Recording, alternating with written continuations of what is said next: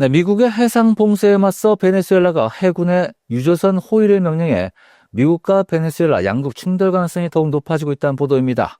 자, 그동안 소극적 자세였던 중국과 중남미 국가들도 개입하고 있습니다. 트럼프 대통령의 국가안보 전략에서 국가안보의 최우선 사안으로 규정한 서방구 지역 우산주의가 과연 첫 시험대에 올랐다는 평도 나오고 있습니다. 관련 내용 이어집니다. 니콜라스 마두로 베네수엘라 대통령이 해군의 석유 관련 제품을 운송하는 선박들을 호위하라고 명령했다며 로이터 통신과 뉴욕타임스들이 보도했습니다. 앞서 전날 트럼프 대통령은 베네수엘라로 가는 모든 제재 유조선에 대해 전면적이고 완전한 봉쇄를 명령한 바 있습니다. 자, 미국의 봉쇄 조치에 베네수엘라도 해군 호위로 맞선 것입니다. 베네수엘라 마두로 정부는 트럼프 행정부가 지난 9월 초부터 카리브해에서 마약 선박 단속 등 자신들 겨냥한 무력 조처들에 직접 대응하지는 않아왔습니다. 하지만 이번에 미국이 봉쇄하려는 유조선 등의 해군을 호위시킴으로써 미국과의 무력 충돌 가능성이 커지게 된 것입니다. 베네수엘라 동부 연안에서는 이제 오늘과 내일 해군의 호위를 받은 선박 유조선 몇 척이 항해를 시작했다고 언론들이 전하고 있습니다. 이 선박들은 트럼프 대통령이 봉쇄 조치를 명령한 지 몇 시간 뒤에 베네수엘라 항구를 출항했다고 하는데요. 요소와 석유, 코클스와 석유 관련 제품들을 수송하는 세 척의 선박이 베네수엘라 호세항을 떠나 아시아로 향했다고 합니다. 소식통들에 따르면 베네수엘라 정부가 트럼프 대통령의 위협에 맞서 이 선박들의 호위를 붙였다고 전하는데요.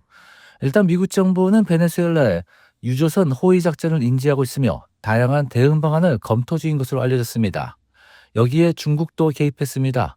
베네수엘라 석유의 최대 구매국인 중국의 왕이 외교부장은 중국은 모든 일방적 괴롭힘에 반대하며 각국의 주권, 민족 존엄 수호를 지지한다고 강조하며 중국과 베네수엘라 양국은 전략적 동반자이며 상호 신뢰, 지지가 양국 관계의 전통이라고 강조했습니다. 자, 이처럼 중국 외교장관이 직접 나서서 발표하기는 처음인데요.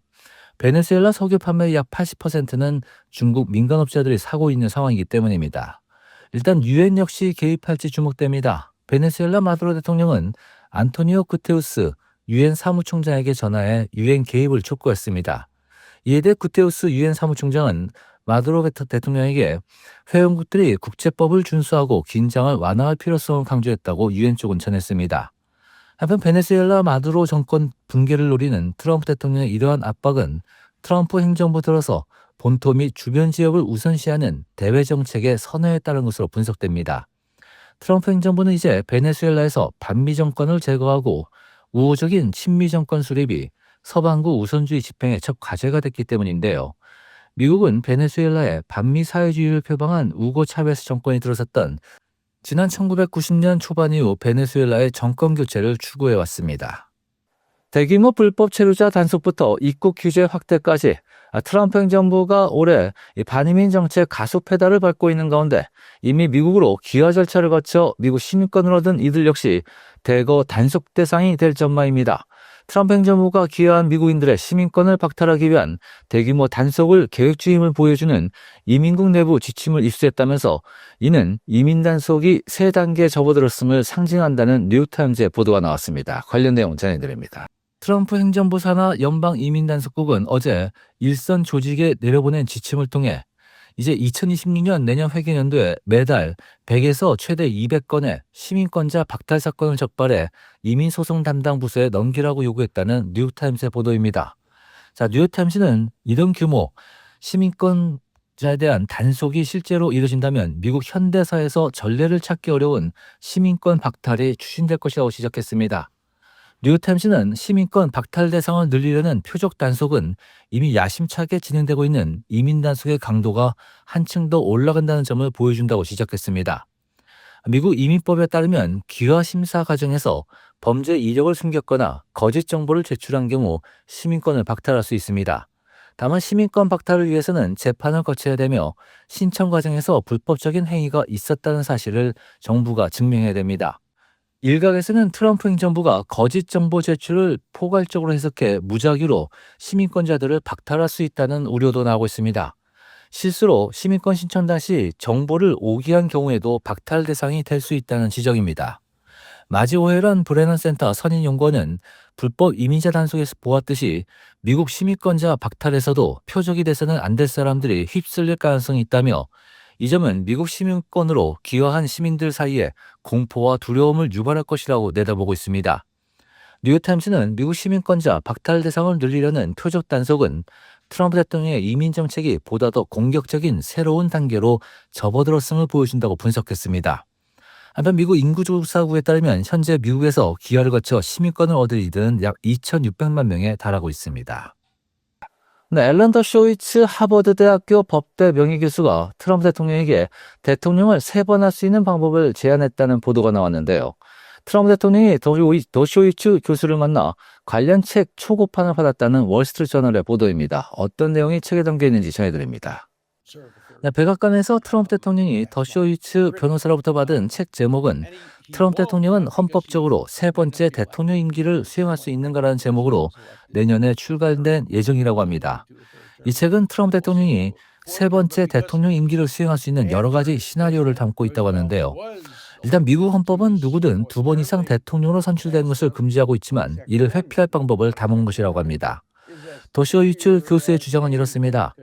트럼프 대통령이 오는 2028년 11월 치러지는 다음 대선에서 승리했을 경우 이때 선거인단이 미약해 실제 투표를 할 때 아무도 뽑지 않고 기권을 해버리는 상황을 상상해 보자는 것입니다. 선거인단 다수가 기권을 한다면 그 어떤 후보도 필요한 선거인단 득표수 270표를 넘지 못하게 됩니다. 자, 이렇게 된다면 헌법상 대통령 선출 권한이 연방 하원 의회로 넘어가는데요.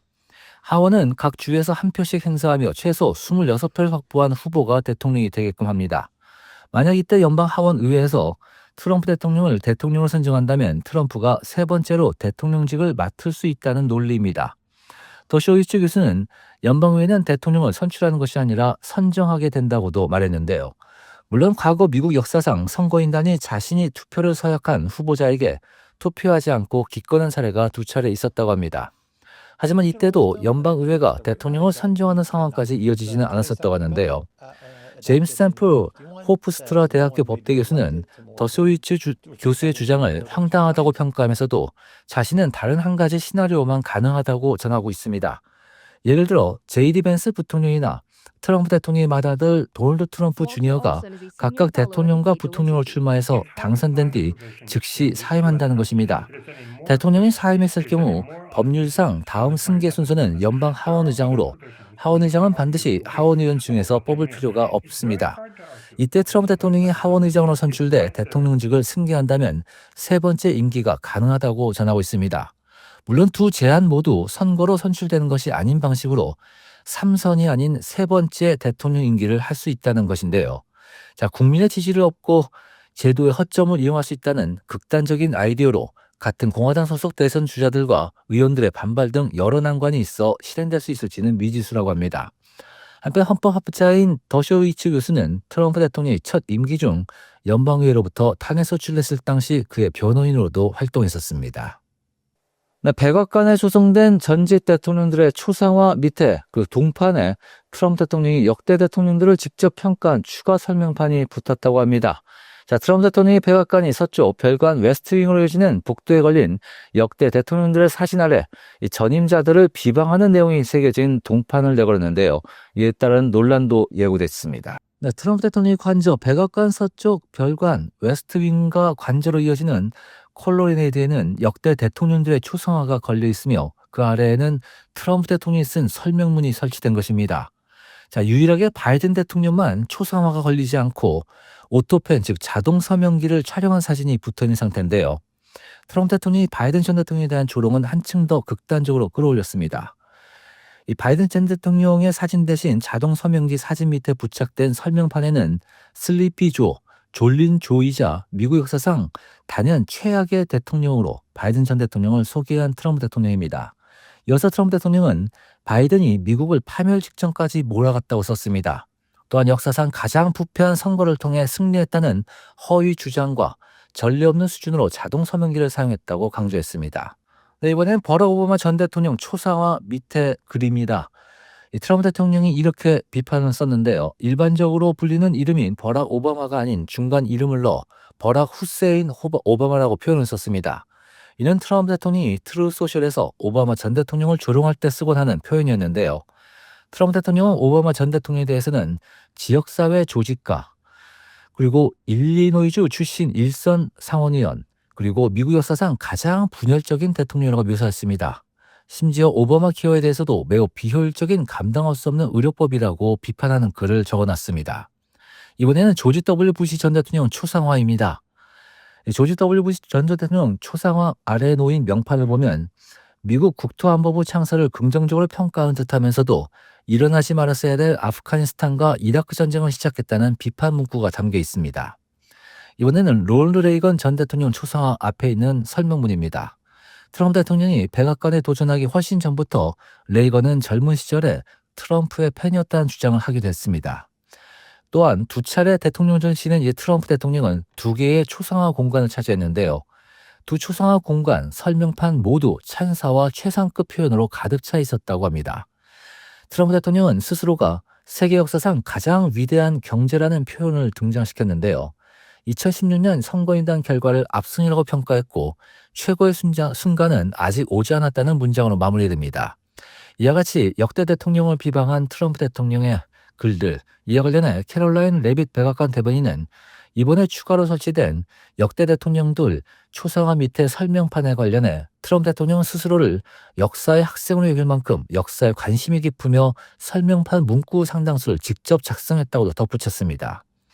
이와 관련해 공화당 소속 리사 머커스키 상원의원은 MBC 뉴스에 이러한 역대 대통령들의 초상화 밑에 붙인 설명판들이 너무나 불쾌하다고 강조하고 있습니다. 공화당 머커스키 의원은 이들은 전국의 유권자들에 의해 선출돼 봉사했던 인물들로 내가 그들을 지지했는지 여부와 관계없이 모두 이 나라의 대통령들이었다며 트럼프 대통령이 각자의 기여나 기여 부족을 재정의하려 드는 것은 매우 부적절하다고 비판했습니다. 이와 관련해 AP통신은 이렇게 전했습니다. 트럼프 대통령이 전임 대통령들을 대하는 관례를 무시한 채 백악관을 자기의 이미지대로 재구성하려는 최근의 행보를 단적으로 드러냈다고 평가했습니다. 계속해서 한인밀집 거주지역을 중심한 지역 뉴스들 헤드라인을 통해 정리해드립니다.